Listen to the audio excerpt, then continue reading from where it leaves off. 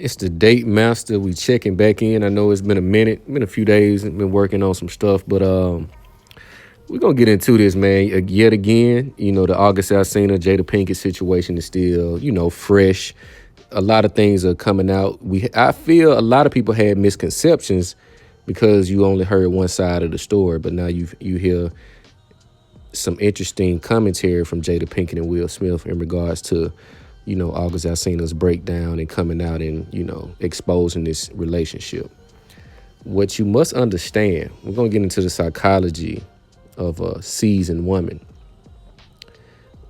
A lot of women are predators the same as men.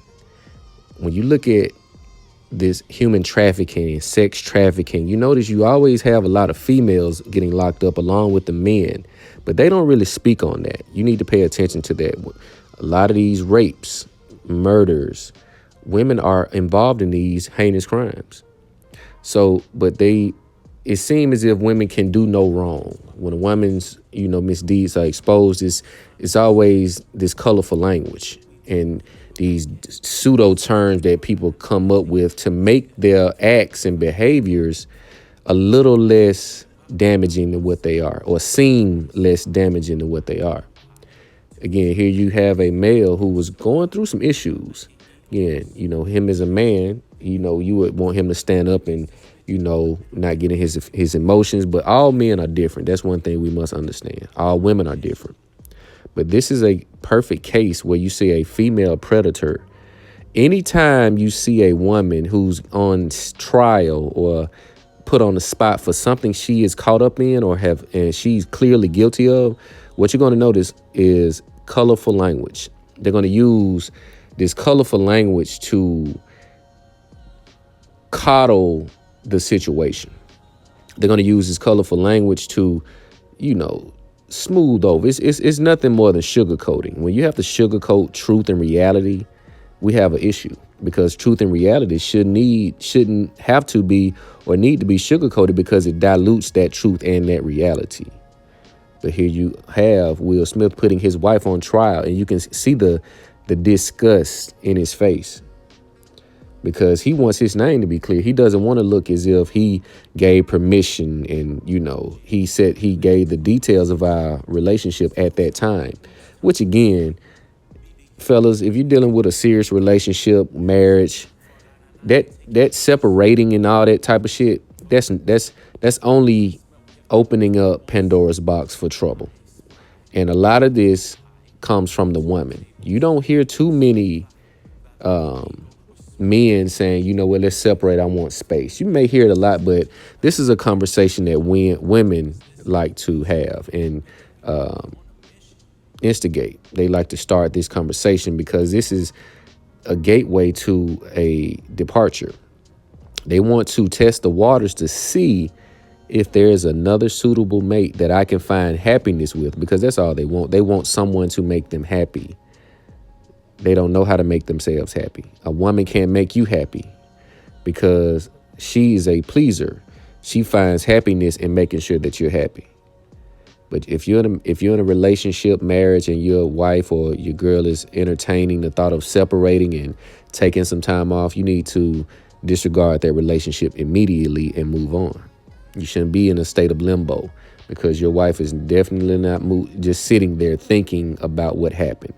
She's out exploring, trying to get that feeling that she once had with you.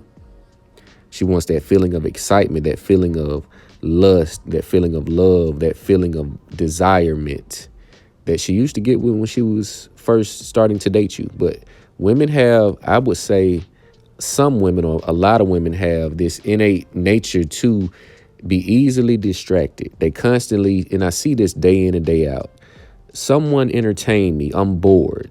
That's why they look for the dates. They look for the shock. They look for the grandeur, the grandiose efforts and gestures of affection.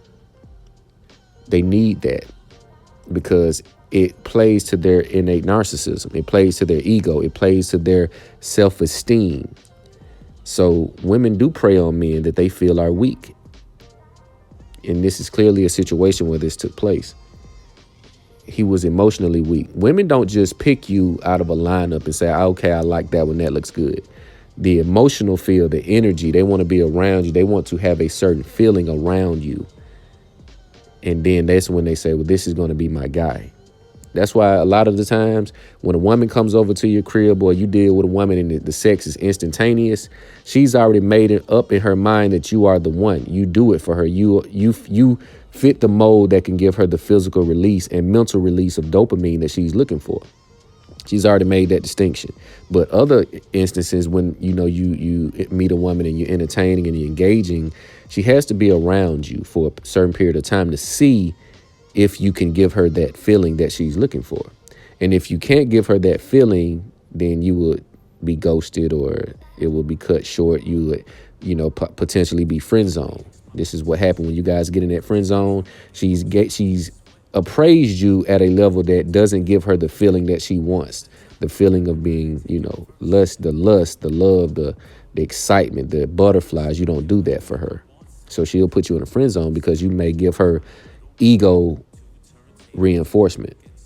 You may give her the endless compliments, the being available, the helping her out with things, the ear to listen to her complaints about other men that she's dealing with or have dealt with. You will get that treatment. But a female predator and any predator, they will always use colorful language to coddle their actions and behavior. And when they're put on the spot, it's a constant rambling. The truth is simple and transparent. It needs it is something that doesn't need validating. It stands on its own merit. So Jada Pinkett coming into a second win. A lot of women over the age of 40, 45, they're still looking youthful. They're still in the gym.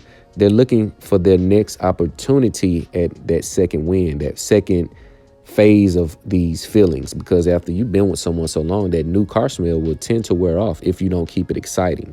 If you don't stay inconsistent. I always say be consistently inconsistent. Be spontaneous. Go missing. You have to constantly keep her engaged. When you disengage, meaning you feel you get an autopilot. A lot of men, you get an autopilot and your woman wanders off because that's too, she finds peace in her turmoil. She finds peace in thrills. She finds happiness and excitement in the thrills of chasing other men that she know are no good for her. But they will be good for one thing or two things. And women will seek these men out. They have to study you.